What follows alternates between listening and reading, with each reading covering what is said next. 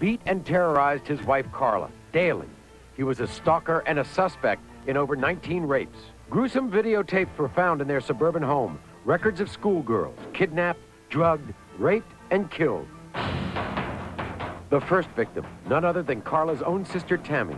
The 15-year-old died just hours after Karla drugged her drink. Then she and Paul sexually assaulted Tammy and left her to drown in her own vomit. Paul brought their next victim home, 14-year-old Leslie Mahaffey, who was tortured, raped, and murdered. 15-year-old Kristen French faced the same horror. Both girls' bodies were found naked, but it took a long time before authorities connected this perfect couple with one of the ugliest crimes in Canada. Van Smyrnis was not only Paul Bernardo's best friend since childhood, but he was there the night Paul first met Karla Homolka and was the best man at their wedding. Joanne is Van's wife, who socialized with the couple and saw Paul abuse Karla. Al was also a friend of the couple, and Patty Seeger was Karla's aunt and the first one to hear Karla confess. Now, Van, you and Paul were best friends. Yes. Did he always have this attraction for young girls? Yes. It all started, around when he was 16, when his mother first told him that that's not your real father. And he had a very rebellious, something happened to him. There was some sort of fight inside him, and he wanted to always have, and from then on, like, he was always looking for older women at that time, before his 16th birthday. And then when his 16th birthday kicked in, his mother told him, that's not your real father, this is your real father. And then all of a sudden, it was like, he wanted younger women, he wanted to manipulate and conquer. Didn't he even have a phrase like a virgin farm? Yes. What did that mean? What's that? Slave farm. A slave farm. Virgin slave farm. He spoke to friends. He liked virgins, young virgins that he could turn into sex slaves. Exactly. You knew about this? Well, he had mentioned that a couple of times as a joke.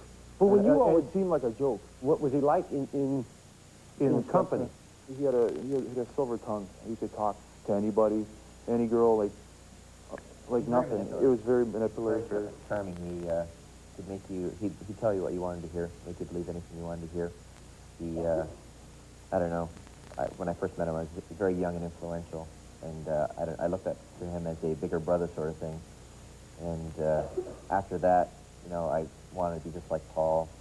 And yeah, Paul would categorize it as the BBD. He'd give girls the bigger, better deal. He'd wine them and dine them in the beginning, and then eventually he'd turn cold, and he'd get sick and tired of them and want to go off with other women. You were there the night that he met Karla. Yes. What was that like? Well, we had, that night he had an argument with a girl from the past, so I suggested actually we should go out and have a coffee and talk about it. So we went to a Howard Johnson's restaurant near my house, and we pulled in, and we walked right up, and we saw these two girls sitting in a booth. How old was Karla at the time? Karla was 17, and her friend was 17. And Paul was 23 or 24. Okay. And what happened was that these girls were staring at us, so we went and sat down, and the girls were, were very talkative. That she was attracted to him immediately? Yes, there was a magnetism right from the start. And where did that end up that night? In bed about an hour later. They were... an hour later? An hour later, yeah. We were walking towards the hotel room. Karla, 17 years old. Exactly. And ended up in bed. Yes. An hour later. Exactly. And then the next weekend, right, she invited you and Paul down to her town, right? Yes. And after that, they were inseparable. Yes. Okay. And did he change at all after he met her? Did she change at all after she met him? Actually, he didn't change. He was still the party kind of guy. He had two lives. His girlfriend in St. Catharines, and in Toronto, his party friends and other women. Joanne, eventually you met Karla. Yes. Knew her a long time, didn't you? Known her a long time. Yes. How would you describe her? bubbly, outgoing, but very submissive to whatever Paul said. Talk to me about that. I mean, what does that mean? We weren't allowed to go out by ourselves. We had to, there always had to be Van and Paul with us. You guys had to be with the girl. He was always afraid that, well, obviously, he'd be afraid that she would say something to me if he wasn't there. So there was no phone calls. He was the one that always answered the telephone. Say something about what? How he was abusing her? Yeah. He was afraid that she'd eventually Did you know that open she up was to being somebody. abused? No, no signs of Did abuse. you know she was being abused? Verbally, yes. It was verbal. He always called her, his nickname was, "Oh, my little slut, my little bitch." He always said that? Always. In public? Oh, yeah, in public. Friends, anyway. And what was her reaction when he said that? Obedient. He kind of just like it was nothing. Normal. Let it- Totally let it normal. slide all the time. She never talked about him in any negative way? Never. Not until after she was arrested, of course, but before that. Right. Oh, She was very, if she said anything negative about it, there would be negative repercussions about it, of course. Finally, she left after she was beaten by a flashy. I think she was persuaded to leave by her Her parents. mother and father. And she ended up, Patty, at your house, didn't she? And what were the bruises like on her? She couldn't walk. She had bruises all over her legs. Her head, she made me feel her head, and it was, like, really squishy. It was really gross. Like, I felt really bad for her at that point. Did she still love him? Yeah, she did.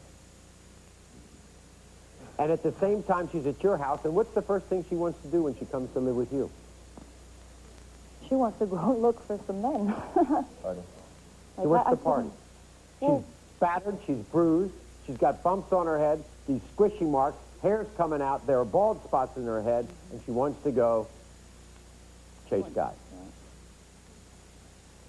Do you think that she was as much of a victim as she's been portrayed? I don't think so, no. Why not? Well, she's an actress. I mean, she could turn her emotions off just like that. You know, one moment she'd be happy and carrying on, and the next thing she'd be just crying, like for no apparent reason. Like, I mean, she's fooled a lot of people. She fooled a lot of people, and so did Paul fool a lot of people. And when we come back, we are going to hear every one of the most sordid, horrific details that were behind closed doors in that house that anyone could possibly imagine. When we come back, the man who found the naked corpse of one of Paul and Karla's tortured young victims.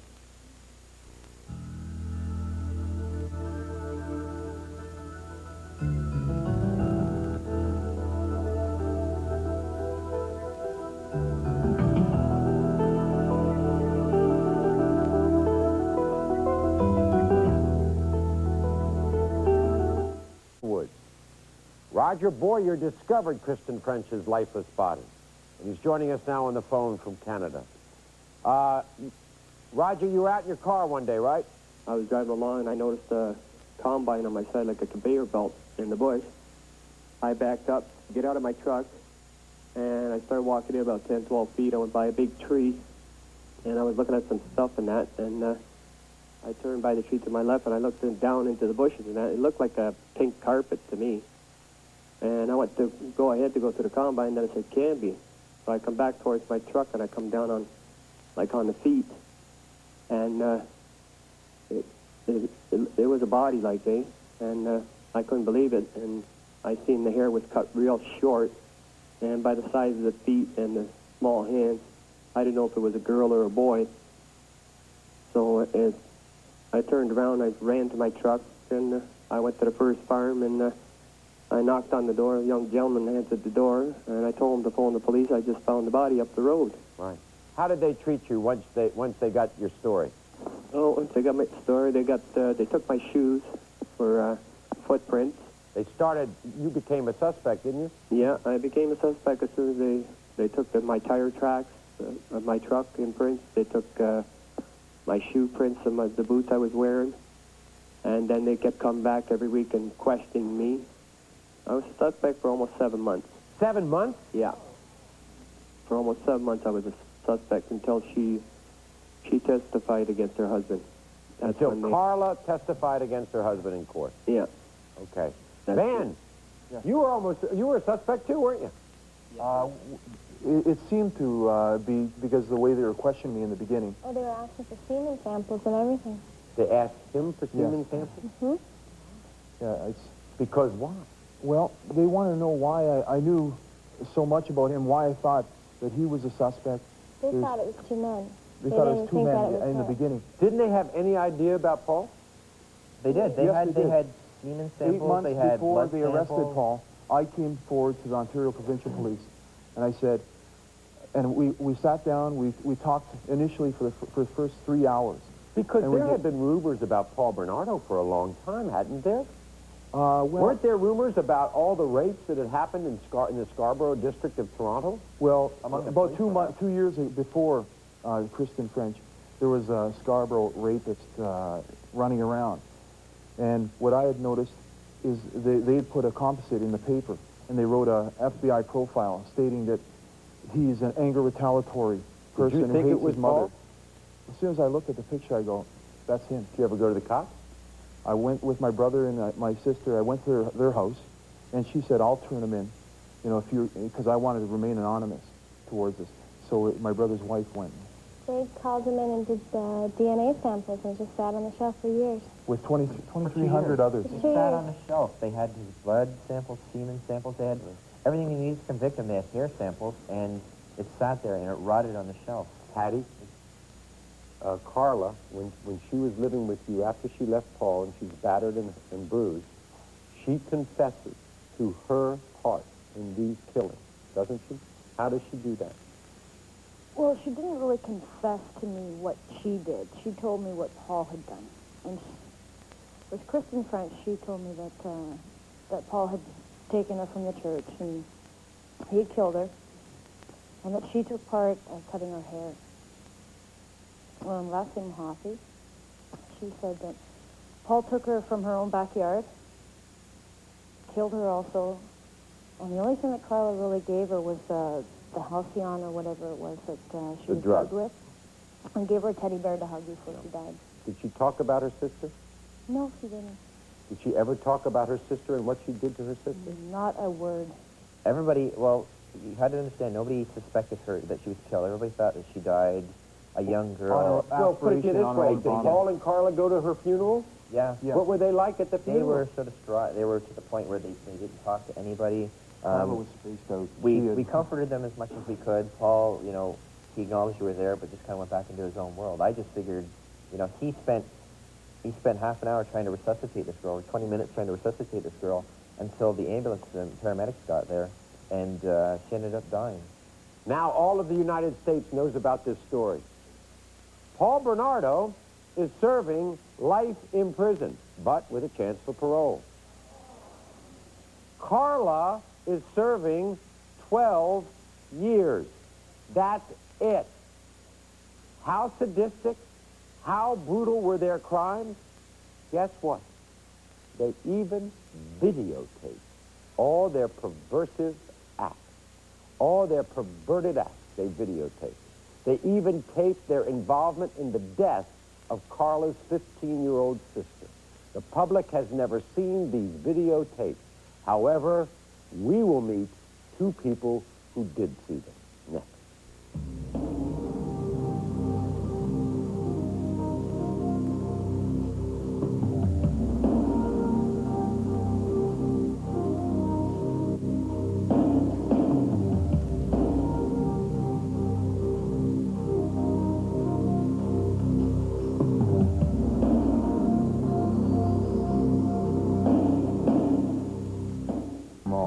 Find out how you can protect your family on the next Maury Povich Show.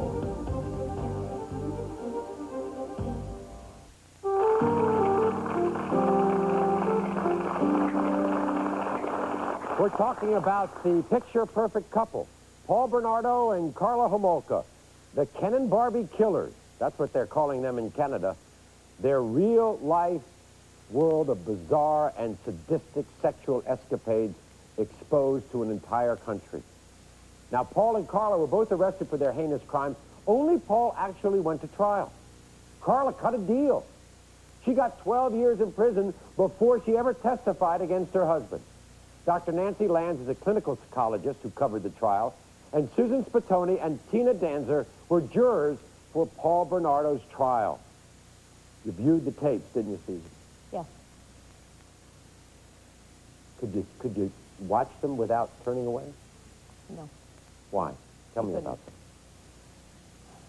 The videotapes, I thought I knew what I was in for, and that wasn't the case. They were vicious and horrifying. You could watch the most gruesome movie What did and they not... show?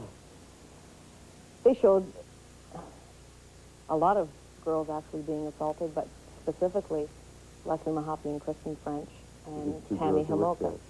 which was 3 girls that died. girls died. And we saw the sexual assault of Tammy Homolka, Kristen French, and Leslie Mahaffey. You saw on videotapes the assault of Paul on Tammy, Karla's 15-year-old sister. Yes, Paul Bernardo and Karla Homolka. Both were on videotape. Karla assaulted her as well? Yes. Sexually? Sexually assaulted her, yes. And wasn't there at a time she turned to the camera? Did somebody turn to a camera during all of this? Yes, yes. There were spoken words by both on the camera.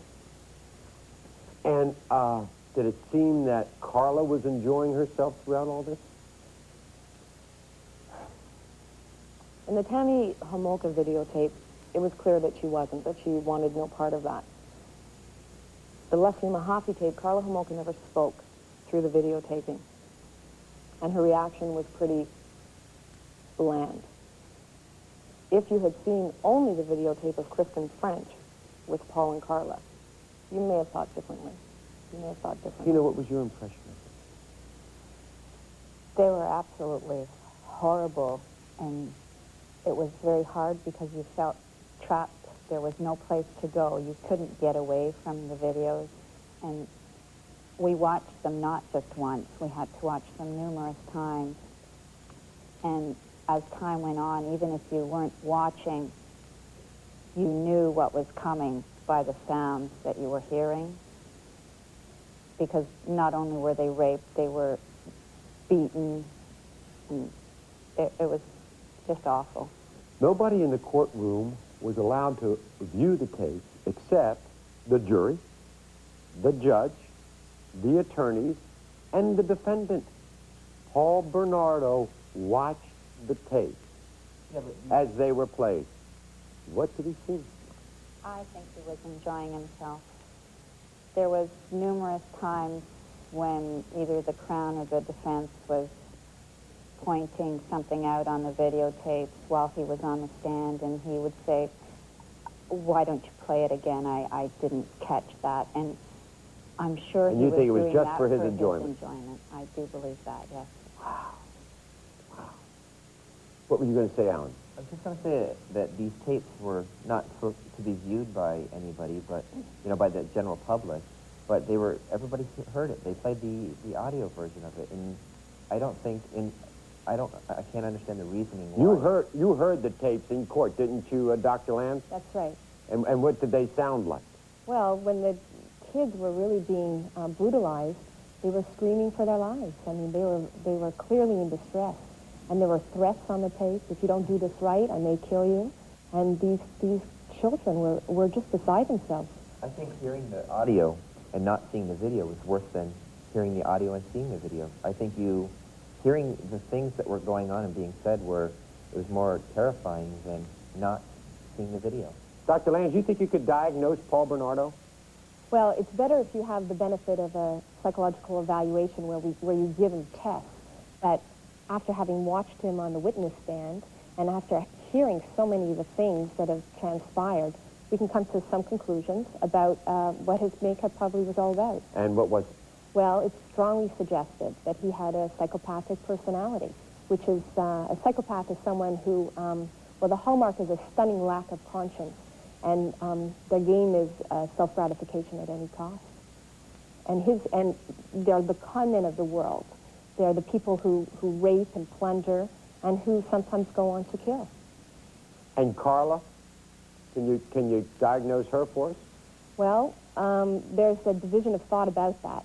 It seems as though that she was victimized to some degree. I mean, after all, she was Well, we being saw beaten. the bruises. We saw the battering that she took. I mean, there were photos of that. We've seen that. It is a famous picture of that.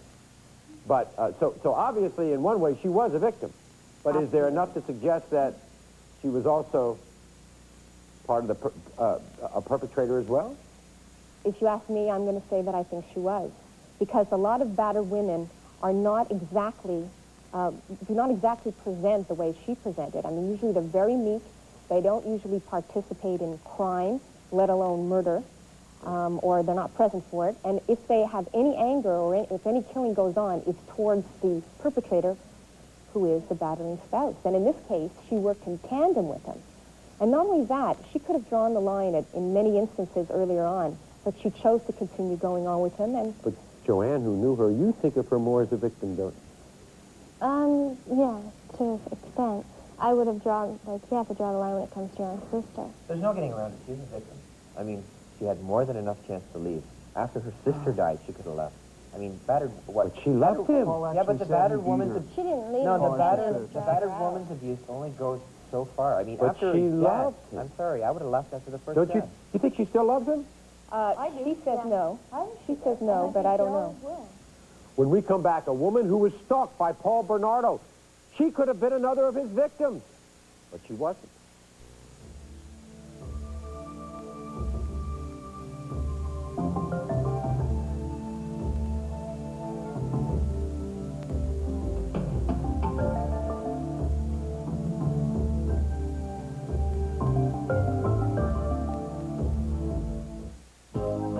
A promotional fee has been provided by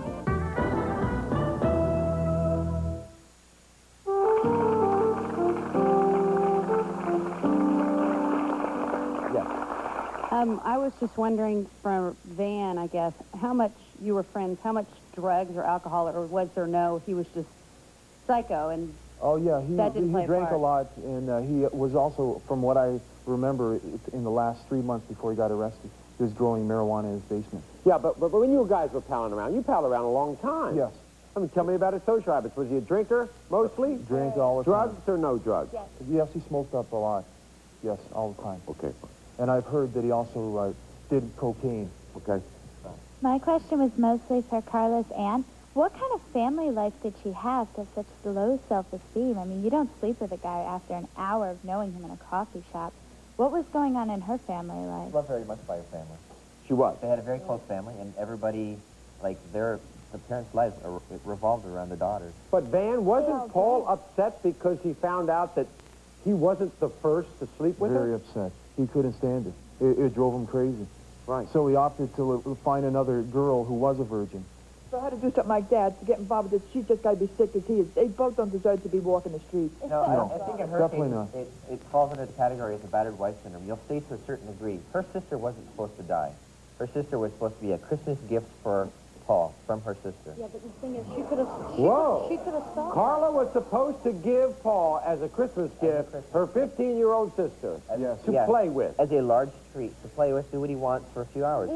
She was drugged. She was given a drug halcyon. And it was determined that she was given an excess amount that would kill her. She started choking and throwing up on her own vomit is what led to her Now, death. on the phone is a woman named Rachel. Rachel was stalked by Paul Bernardo at the same time that they found the body of Leslie Mahaffey. Rachel, even though Paul Bernardo is behind bars for at least 25 years, you still live in fear, don't you? Oh, yes, I do. Why? Well, I mean, when you're fooled by someone like that, I mean, you don't know what's going to happen if he's going to get out. Like, he will be up for parole sometime. I don't think he'll get out, but it's still frightening what happened. I mean, like, I never got touched by him or what, but I've been followed twice, and I was just so afraid to get out of my car because I didn't know what was going to happen. He followed you twice? Yes. And this was, as we said, around the time that one of the bodies was found. What did he look like? How did he act? Did he try to make eye contact? Yes, What did he do? Yes, he did. He was in his car, and I was coming home one night, and I was at a light, and I can tell someone was just staring at you, like just staring you down. And I was like, I didn't know this guy. And then when he went by me, he just like smiled, and I went by, and I didn't know who the guy was. So I went, and then he did a U-turn. He followed me and to my house and stuff. So all of a sudden, I lost him, and I went into my house. As I was opening the door, I saw him drive slowly by my house, stop, and he was waving to me like to come towards the car, like smiling and stuff. And I just went in the house, shut the door, and just went to bed. And about 2 weeks later, same thing happened. I was going to my husband's house, well, my boyfriend at the time. He followed me again for about an hour or so. I was going through red lights. I was so scared, like I didn't know, because I knew it was the same guy. When I went to my boyfriend's house, he got out of his car. He parked his car around the corner. He was 2 houses down from where I was staying. And I was in the house by myself. Like, I was scared. Like, if I didn't, there's just something told me not to get in my car, which I stayed in my car until my boyfriend got home. But if I would have went in there that minute, he was like 2 houses down. He was coming to the house. He knew where I was. So he could have walked in. Yes, because I was in the backyard. And grabbed you. Yes. The way he grabbed others. Yes, and that's what I'm scared of. I still have nightmares and stuff. Well, thank you very much, Rachel. No Everybody thought they were the perfect couple, as we said. But why did it take so long to realize that they were really cold-blooded killers?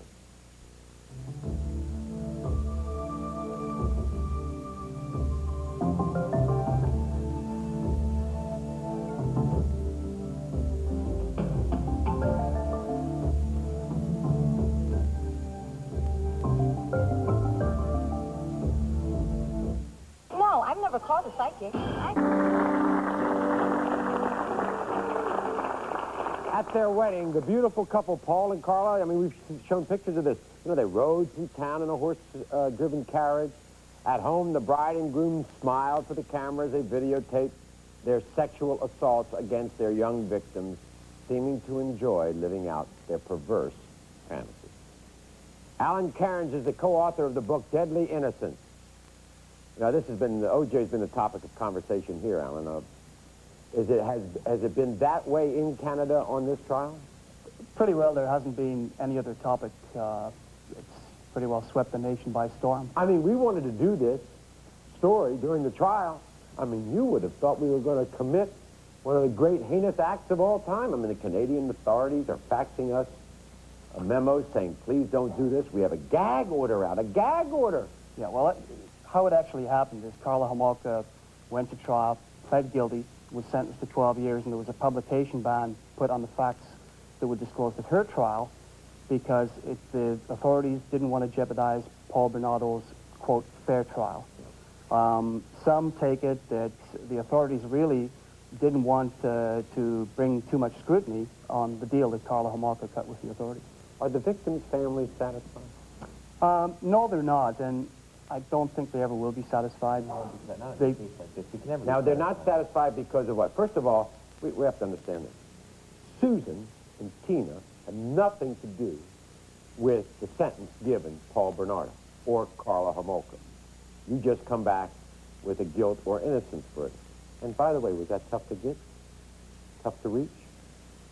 We can't speak of deliberations, unfortunately. That's something in Canada that... We can in this country. It's against the law. It's against the law for us. That's the only speak thing. of deliberations. Maybe we should have that in this country. It's not a bad idea. Given what I saw on OJ, I think that's... Yeah, it's pretty good. So you can't talk about deliberation? No. Okay. But we can talk about time. How long did it take you? Just under 9 hours. Fine. Now, getting back.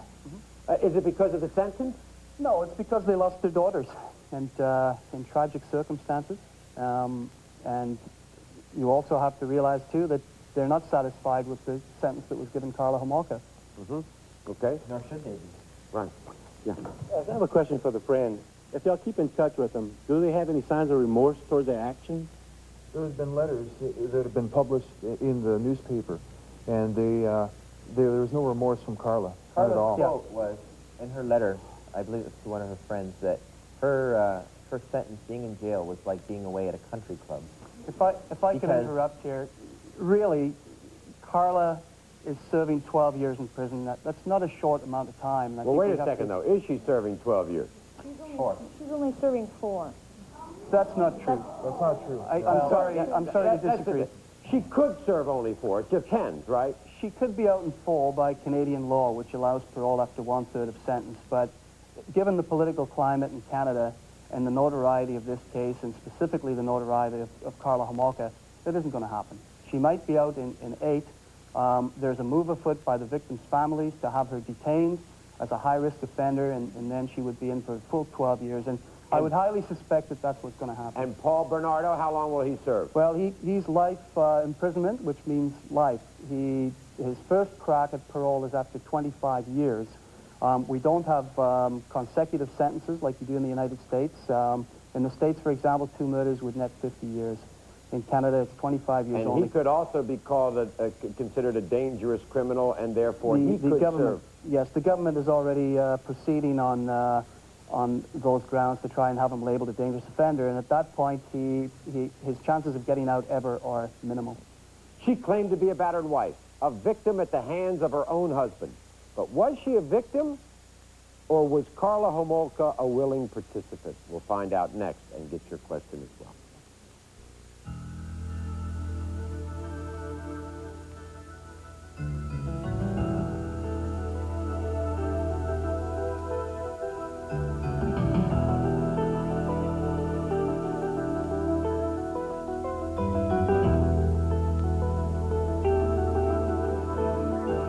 House to their house was probably 100 meters away, and let's face it, who believes that your next door neighbor is going to be doing something like this? This victim, this is for the friends of the victims. Friends of Bernardo Karla. I can't understand how you wouldn't have known, being that you were so close to them, and you went out with Paul. I turned Paul in 8 months before he was arrested, and I kept on pleading with the police calling. I had $1 for every time I heard that. Well, you've heard it, but okay, answer I've heard it 1,000 times. You know, but answer for it. I've lost jobs. I've lost friends. You were right there. I've been Why didn't you get help? Tell the parents. I'm not a cop. I could arrest him. You say you're tired of hearing that question?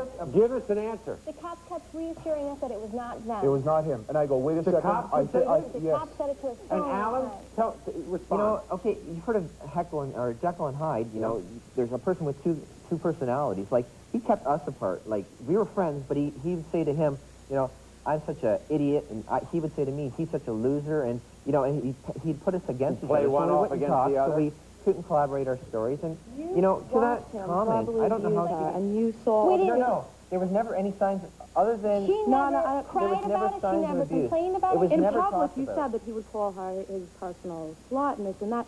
You should have called him down on that. Why do you keep company with him? We did, but he brushed it off. There were several fights between him and I on those conversations. If I could interject as an independent arbiter here, in Scott and I's research on the book, it is quite clear that Van and Joanne did call Paul on his treatment of Karla. But of course, he would go into a rage and say, don't you interfere with my marriage, and he would put them on the spot and make them feel bad. You've got to understand that he's the ultimate manipulator, complete predator. He's a complete psychopath, and he will do anything, any means. Right. Yeah, you know, our lives have changed so much because of this. Like we've completely done a 360 with our lives. I mean, this guy, if I could, I probably would have killed him myself. I mean, had I known now what I knew then, naturally, he would not... Sure, you go back and play back all the times that you thought you should have known something when you didn't. We did. Hindsight is 20/20, right? It's totally bogus what happened. His body was in the root cellar of the house when Karla's parents were there for dinner. That's right. They didn't know. Yeah, how come her parents didn't know? How come her parents didn't turn her in? I think we're misdirecting anger on the wrong people here.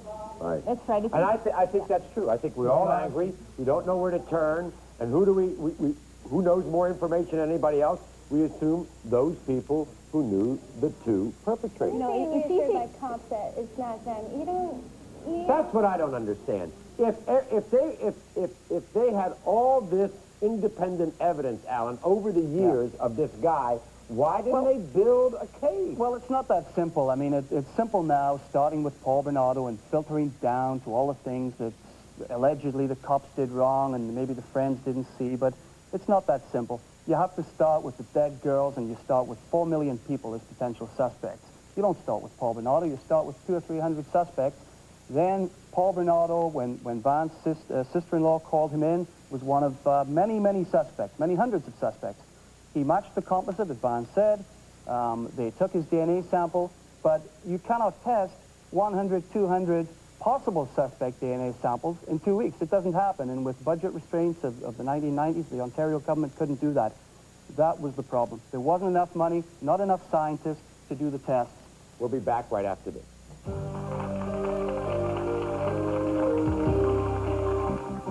If you would like to join us in the studio audience, then call or write for free tickets. It's the Maury Povich Show, 221 West 26th Street, New York, New York, 10001. Or call 212-989-3622. You should get life and end it. Well, it's, yeah, and it's a fair question. It's one that we ask ourselves. I, as an author, ask myself, a reporter. It's one I'm sure that the jurors have asked themselves. In my opinion, and from based on what I know, they had no other choice. Why did they have no other choice? Well, there was no evidence that came out of the house that linked Paul Bernardo directly with the murders of the girl. Well, hold on. They didn't have the videotapes. But eventually they did. Well, hold on here. We told them that there were videotapes. They should have looked. That's you correct. told them, Joanne? We told them. We told him. He Paul told said us there flat was out. videotapes that Karla personally killed her sister. This is true. Came right out of his mouth. Al told them the same thing. Patty told them the same thing. Now, they knew the videotapes were in the house. They didn't know where they were. 3 months of search went by. They didn't find the videotapes. And furthermore, they didn't find any evidence to pin Paul Bernardo directly to the murders of the girls. The videotapes didn't come up until well after the deal was secured. We want to say before we leave, and this is very important, because this is a huge case in Canada. Everybody knows about it. A lot of people know of these people. We want to say that not one person who appeared on the show today was paid. They did not want to be paid. They didn't feel, and we didn't want to pay them. And so they have their respect and their integrity.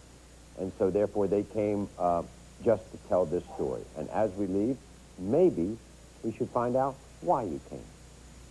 Why I came? Yeah. I think To that... answer questions like that, ladies over there. Because you're tired of Sick and hearing tired of hearing it. I think Karla's sentence was a farce. The problem was the police didn't want to work together. Everyone was holding their cards up close to their face, and they don't want to open, expose, and say, "Look what I have." And that's why are you shaking your head? The case was so huge over so many jurisdictions that the thing called linkage blindness happened, and police forces just didn't realize that these two cases were connected. Do you feel, as jurors, what are your feelings afterwards? I think everyone involved did a terrific job in this trial. And actually, the Karla Homolka deal, I really have to comment about that. It's important. They didn't have the videotapes at the time of the plea bargain. And without those videotapes, I'm not sure that Paul Bernardo would have been convicted of first-degree murder. Really? Apparently, Paul wanted to have his lawyer, Ken Maury, hold on to the tapes because he thought that in deposition, Karla would say things that would later be borne out to be totally false when the videotapes were shown. Do you think you could have convicted him without those tapes? I don't think so. I think we maybe could have come back with manslaughter. If I may, Murph, there's also a thing called a Scarborough rapist, on alleged rapes in Scarborough. They could have brought those forward first. According to many, he would have been in jail for years anyways, until we did get the tapes, that there were tapes. He would have been in jail forever anyways, as a dangerous offender. I want to thank all of you for coming. There's no deal. I think that this is probably the first time that this country has had a detailed look at what this was all about. Can I have the last word? Quickly. This is a very complex case. It's not a question of black and white and who is a psychopath and who isn't a psychopath. There's a complete lives of people that go back 30 years, and you've got to study it very carefully to get your answers. And even then, that's why it is called, in Canada, the murder of the century. I thank you so much. Thank you out there. Until next time, America.